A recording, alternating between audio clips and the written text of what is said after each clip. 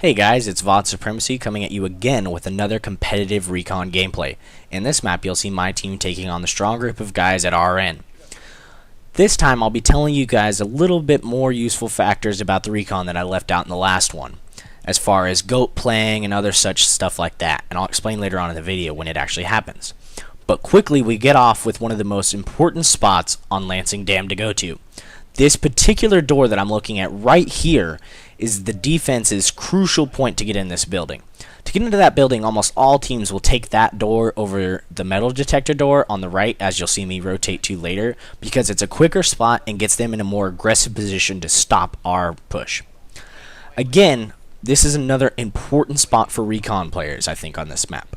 To look down the right side and essentially pick the guy watching that side for them. And usually on this map in particular, a team of defenders will only send one guy on the right side up here to watch that entire side. Now this leaves him vulnerable for a far right flank. In this case, I have Fluff going for him, and we're communicating the whole time, as I'm religiously spamming the spot button to keep eyes on where he is to let Fluff know when it's okay to push and when it's not. Now, of course, I'm always sending shots downrange. There, I connect with one and quickly let Fluff know now is the time to push, quickly. I usually always call one shot when I hit my sniper bullets, generally because it tends to drop them below 60, below 40 or something health due to the 60 damage. There, I get a pretty sweet headshot as he lined himself in. Now here I get another call out that there's a guy still in the building. Fluff rushes in through the metal detectors and sadly gets taken out. So quickly I run in to try and clean up the kill.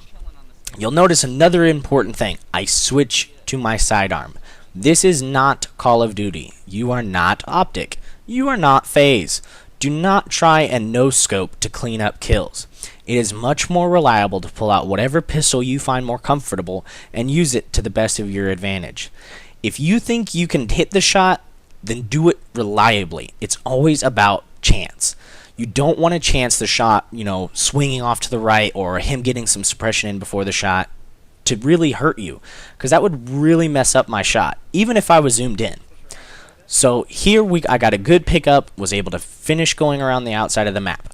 Now yet again, you see what I told you guys before. I play kind of like a circle method, and in that sense, I always go on the edge of the map and work my way in as slowly as possible. Now I would do this so my teammates don't get picked by their long-range players. And it also makes me feel more comfortable and relaxed about getting picks. Now here I get the call that it's a guy's in there, and I thought I was on him when I shot. Sadly, I did allow my teammate to die there, but I quickly finished up the kill. Now, we get stuck in a 2v1 situation. We know he's in this building somewhere generally, but the best thing to do, especially with the communication, is move towards your teammate. We quickly realize that it's better if we group up together and get into a safe location and work our way up at him. So that's exactly what I do. I start bunny hopping back to my teammate, and we start discussing which areas would we choose, because obviously we can't pinpoint exactly where he is, but we know due to sound he hasn't left this building. So here comes the GOAT play, which is pretty much me being a sacrificial lamb. Now here I did get the kill with my pistol, but the point of that play was, as a recon, I turned the corner first. And most of you are like, well, why would you do that when you had an assault teammate? And I'll explain. As a recon, I do not hold the ability to revive a teammate.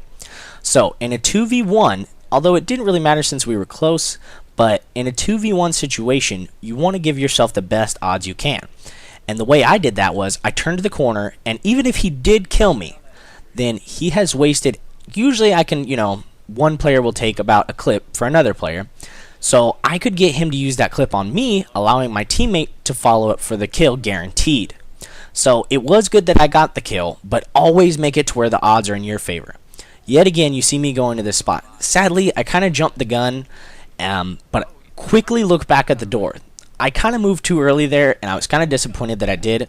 But another big thing is, watch how many people go in that building, because that lets me know my ground troops on the other side of that wall, generally how many people are going to be on the other side of the wall from them if they should decide to push in. Now there are people who can come in through the metal detectors door down here, which you see us pushing towards, but it's not nearly as likely as them coming in through that particular door. Here you see me doing the same thing pretty much. I want to watch that door when I go by it, but still, our job is to push this far right side and get the enemy out of their comfort zone. Break their setup and kind of hammer through what we feel is the strongest point to get to. And in this case, it was back here. Now here I quickly spot a guy on the back and let my teammate know that. Pretty nice shot by me on that one, if I do say so myself, putting us in a 3v3 situation. Sadly, none of us are in position to watch that guy's revive, and my guy up there just got picked. So we know there's this guy Skybridge, and I notice that the revive is up, so I look back. He's there again. I thought I had that shot again, but I guess not. But I didn't want to challenge it again because I was told we were being pushed. So here we get stuck in a 2v4 situation.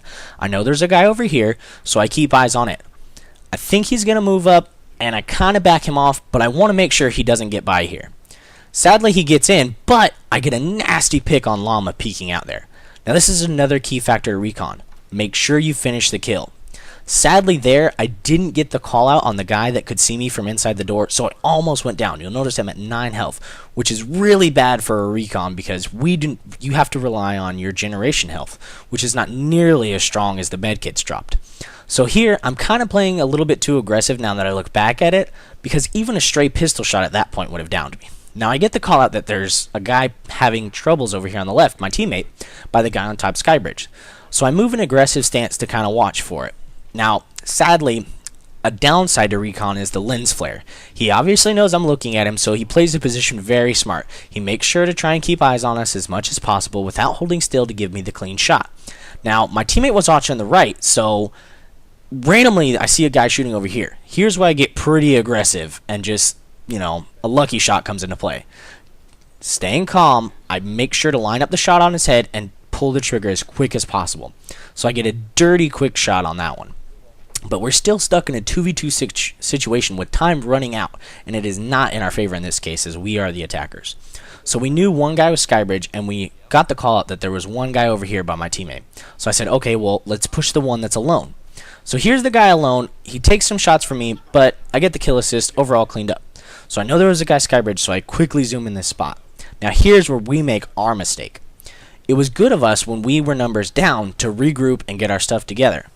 Now, right here, we should have noticed the time. At this point in time, right now, we cannot get the bomb and go back and plant and win successfully. So we tried to get as aggressive as we could, but sadly, we weren't fast enough. As you can see, checking all the buildings, all the corners, just all these constant spots we're at. We probably should have spread out more and swept as wider range. And right here, I made the call to have him go ahead and try and pick up the bomb, baiting the other guy, maybe to be aggressive at him so I can take a shot. But he doesn't really fall for it. Obviously, he starts shooting, out of, general frustration. Not necessarily pissed off, but just kind of frustration. The other player, the last player on our end, played it extremely smart. It's exactly what I would have done, and overall, it wins them around. It was just good play on their part, and, kind of a lack of attention on ours. So we're tied at 1-1 on this side of the map. I'm 10-0, I think, at this point. Things are going good, and you see me quickly go to the same spot. But this time, the other team kind of pulls something out of their hat. Sadly, this is the part of Battlefield all of us Xbox One players dread. The dreaded DC or disconnect or player dropped. We had Fluff drop from the party and drop from the game. Now, this is something that plagues all of us on every team, no matter who you are on Xbox One. It's bound to happen at least once. Sadly, we don't have private servers, nor do we have any dedicated server hosting for our voice chat. We just run through Xbox One and Battlefield 4 public servers.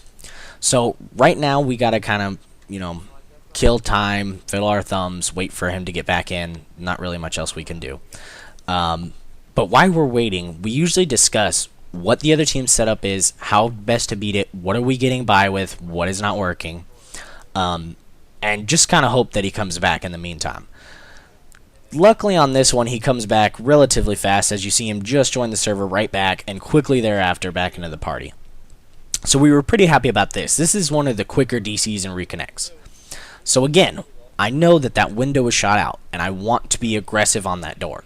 So you'll see me wide to keep my fingers fresh, and this is just something that I got in a habit of doing with Call of Duty play and other such competitive games in between rounds, just to keep my fingers warm and my senses high. This is the best spot yet again on this map, looking through that particular doorway. Sadly, I missed just about every shot on that doorway in this particular game, which really disappointed me. But if you notice, I see the one guy not playing in spawn. This isn't something to be reliable on, being able to get a pick off in spawn, but it just so happened to work out there. On this one, I kind of wanted to push left. I thought about it for a while here. Here's where I was debating it. But then I got a spot on a guy behind the box. Now, unknown to me, you can shoot through those two little squares that you can see in between that box. Quickly, he makes me realize that, and I decide against my challenge of the left side. So I go back to my comfort side on the right. Right about here, I get the call that there's a recon over here, so I get kind of nervous. I'm not really used to playing against other recons, but it doesn't generally faze me. Getting killed on that first one kind of frustrated me. I didn't expect him to get me, got the revive, and I was a little bit too hasty in my forward movement. At this point, I probably should have let my far right flank a little bit more, and you see a quick mistake by me. I think I could get this shot, lined it up. Yet again, he picks me again. Good play by him, excellent sniping, and just great positioning to counter mine. But I still have the advantage of knowing that I got Nick flanking on the far right. So Nick's coming in to pincer in this guy while the other two flank up from the middle. It's a 3v2, so we know only one guy can be here, and one guy goes down. So Nick quickly gets the nade, and my team finishes up the round, ending the game.